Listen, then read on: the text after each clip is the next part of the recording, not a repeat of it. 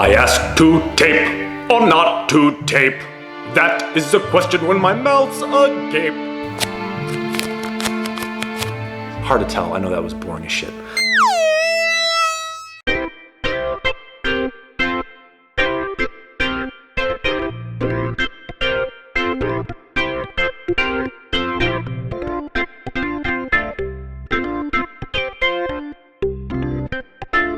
Hey there, this is the Lanky Left 27, founder of this wonderful channel, as well as FreeCPAPAdvicecom and FreeCPAPAdvicecom/forum. If you haven't joined, do it.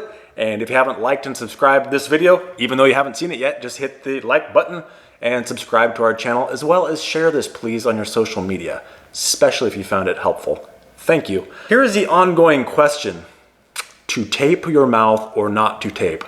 I ask to tape or not to tape. That is the question when my mouth's agape. Now, why the hell would you be wanting to tape your mouth anyway? Have you ever had any mouth sputtering or burbling out of your mouth while you're sleeping with CPAP? Here's a quick demo of it.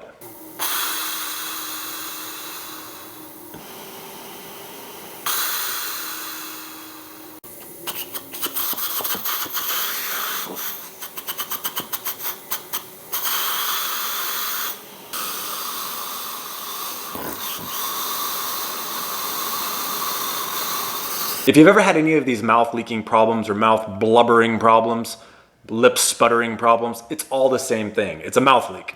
And a mouth leak is seriously going to hamper your ability to sleep with CPAP and totally kill its effectiveness, because the whole point of CPAP is that you have a closed circuit. And by that I mean, like a car tire, the air is all closed off to the surrounding environment. And to do that, you need your mouth to be closed. If you open it, it all leaks out. The pressurized upper airway collapses, and that's how you get obstructive sleep apnea or hypopneas or whatever. Not good to have a mouth leak.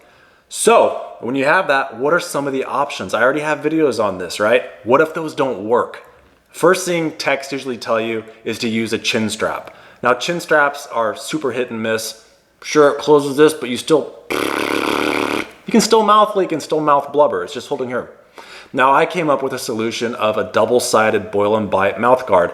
And what that does is it keeps your jaw kind of locked, which encourages your mouth to stay closed, which encourages air to stay in your mouth. If you're using this with heated humidification, it usually works, but even that, for a lot of people, is not working. So what's another thing that you can try? You can try a soft cervical collar. It kind of keeps everything up, but still, you can have the mouth blubbering and splubbering. That brings us to one of our final solutions for this. Wow, final solution. That sounded very Hitlery. One of the last things that you can try is a full face mask. Now, some people don't like a full face mask. They don't like that feeling of everything all here. They don't like the huge mask. They get more leaks from it being just more surface area to cover. And so that is a failure as well. So what to do? Well, some people, holy crap, will actually tape their mouth closed.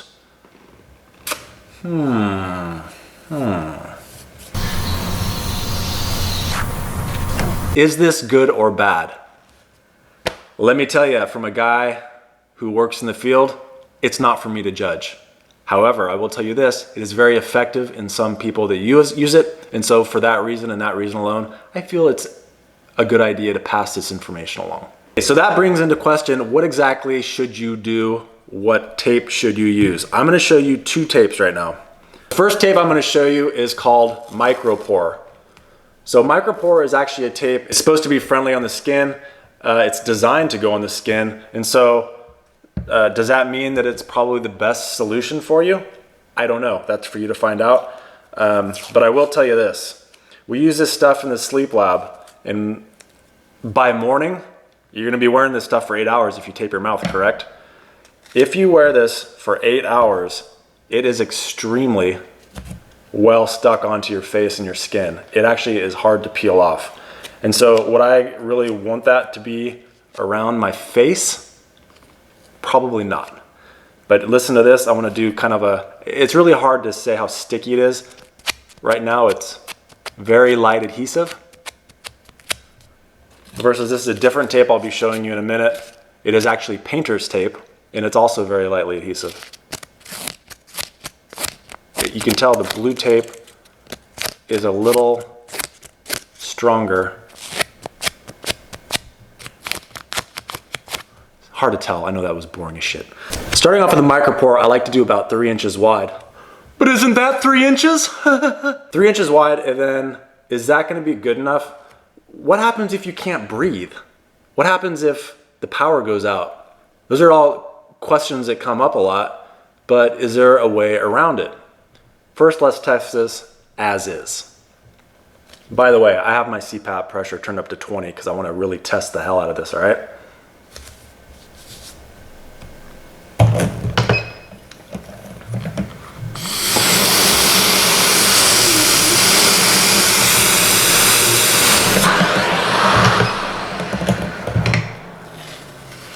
I was actively trying to mouth leak. I was trying to let it go out of my nose or out of my mouth. So here's what some people do. They will take this, basically fold it in half, cut a little slit in there. And so if you fear you're ever going to have the power go out or whatever, you have a little slit. Ow, wow. Ow, wow. And now you can put this over your mouth.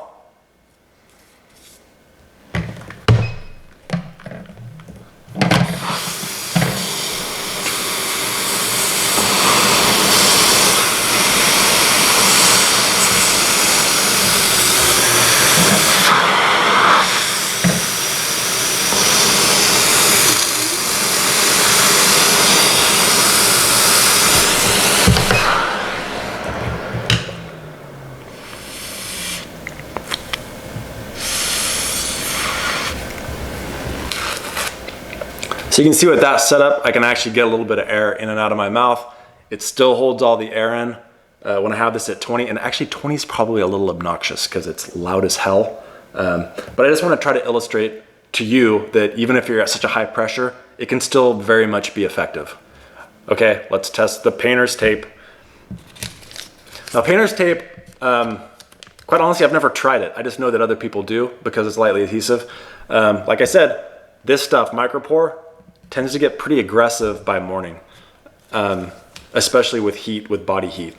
So with the painter's tape, let's try it.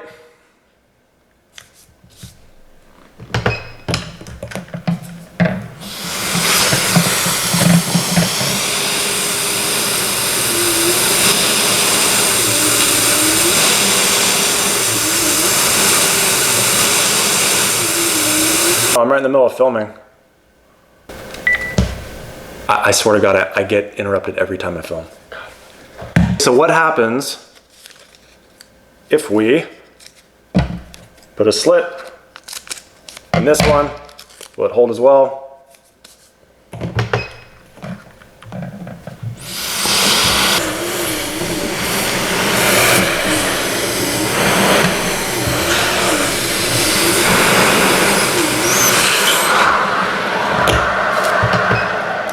Quite honestly, the blue tape doesn't hold quite as well, but then again, it is just a little thinner than this tape that I'm using. So if you were to use a thicker tape, it may hold better. Quite honestly, I feel a little safer using the one that's actually meant for skin. It is breathable, it is porous. It's your decision. Should you tape or not? I'm not here to judge. You ask a room full of sleep techs, and I promise you, 99 out of 100 are gonna say don't do it. I don't see a problem with it though. I see no problem with it at all. Put a little slit in it if you're very concerned about it, but quite honestly, if you have sleep apnea, you're choking in your sleep anyway. I don't think your mouth not being able to pop open quite as much is gonna prevent you from waking. You're still gonna wake up and you still can tear it off. Just my thoughts. I'm not condoning this for anyone. I think it's bad. For shame, for shame. Again, I think taping is one of those things that one day some sleep tech just decided to say it's a bad idea, don't do it. And maybe it is a bad idea, but I don't know of any documented cases of someone dying from taping their mouth closed. If anything, it's gonna improve your sleep quality. So take that with a grain of salt. That's all I'm doing on it. You didn't hear it from me. If you wanna help support us, we would greatly appreciate it. Making these videos takes a lot of time as well as maintaining the forum. and the website and coming up with all this content. You can do it in several ways. One is simply find a donation button on our website, FreeCPAPAdvice.com or FreeCPAPAdvice.com/forum. Another thing that you can do is be a supporter of us on Patreon. That's patreon.com/FreeCPAPAdvice. And the last thing that you can do, if you're like me and you want to get a little something for your money, you can buy our mask cleaner, which is called MaskBrite. It's currently available on Amazon.com or on our website, maskbrite.com, along with some other products you might be interested in. Now, why would you use our mask cleaner instead of just soap and water? Well, soap and water is perfectly fine. It's just pretty slow and inefficient. Here's how you clean your mask, tubing, and humidifier chamber quickly with MaskBrite. Instead of filling up the entire sink with soap and water, in the morning, a few quick sprays for your mask. It doesn't take long to break up the grease and oils. That's done. Now we're going to spray inside of the tube.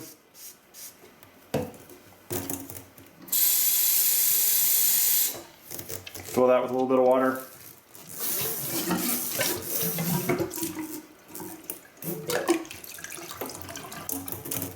That's done. Now a couple sprays inside of our humidifier chamber. Again, quick rinse.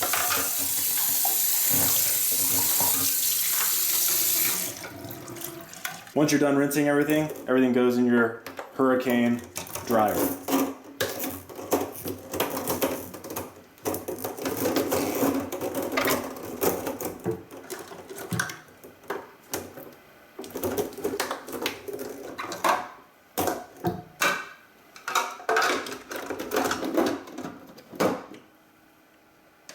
One hour later, it's going to be dry. Now you can head to work. The whole process took about 1 to 2 minutes. Thank you, and we appreciate your ongoing support.